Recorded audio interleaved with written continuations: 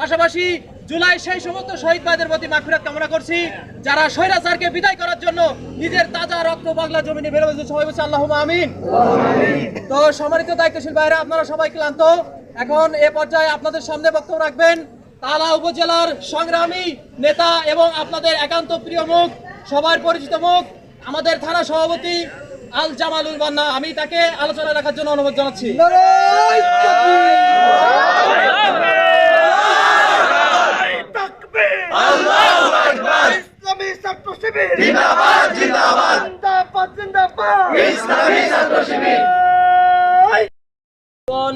আসসালামু আলাইকুম ওয়া রাহমাতুল্লাহি ওয়া বারাকাতুহু। সংগ্রামী উপস্থিতি, আপনারা জানেন গত 3 দিন আগে আওয়ামী ফ্যাসিস্ট সরকার শেখ হাসিনা যে দিল্লিতে পালিয়ে বসে আছে ইঁদুরের গর্তের মধ্যে, সেই পিন্ডির সরকার, দিল্লির সেই শেখ হাসিনা সরকার এর পক্ষ থেকে 13 তারিখের এই দেশকে অস্থিতিশীল পরিবেশ তৈরি করার জন্য কর্মসূচিটা প্রদান করা হয়েছে।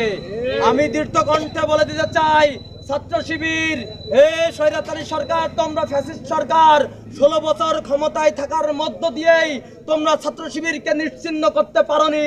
সুতরাং সাময়িক কোনো 2-1 দিনের কর্মসূচি দিয়ে যে দেশকে অস্থিতিশীল পরিবেশ তৈরি করার চেষ্টা চালাচ্ছ, তোমাদেরকে হুঁশিয়ারি দিয়ে বলতে চাই, ইসলামী ছাত্র শিবির যে মাঠে ময়দানে আছে, এই ময়দানে থাকার মধ্য দিয়েই তোমরা এই দেশকে বিশৃঙ্খলা তৈরি করতে পারবে না,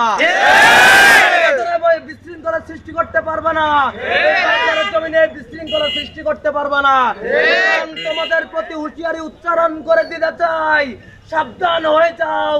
24-এর 5ই আগস্টের বিপ্লবী ছাত্র জনতার গণঅভ্যুত্থানের মধ্য দিয়েই যে ফ্যাসিস্ট স্বৈরাচারের পতন হয়েছিল, তোমাদের গুনাহ পরিপূর্ণ হয়ে গেছিল, যার মাধ্যমে সাইদি সাহেবের সেই কথা আমি একটু স্মরণ করতে চাই। বাংলার জমিনে জায়গা হয়নি তোমাদের, মামু বাড়ি দিল্লি গিয়ে পড়েছে হেলিকপ্টারে করে।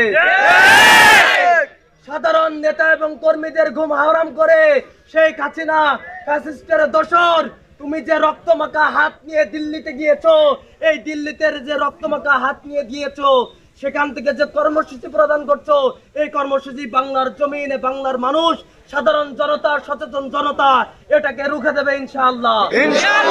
যদি কালকের আগামীকালের কর্মসূচিকে, আওয়ামী লীগের কর্মসূচিকে প্রতিহত করার আহ্বান জানিয়ে তারা যেন এই তালার উপরে, এই চাঁদপুরে কোনোভাবেই কোনো ষড়যন্ত্র যেন করতে না পারে, দেশ বিরোধী ষড়যন্ত্র যেন তারা না করতে পারে, সকলকে সেই আহ্বান জানিয়ে আমি আমার সংক্ষিপ্ত বক্তব্য এখানে শেষ করছি। আমা তৌফিক ইল্লা বিল্লাহ। আসসালামু আলাইকুম ওয়া রাহমাতুল্লাহি ওয়া বারাকাতুহু।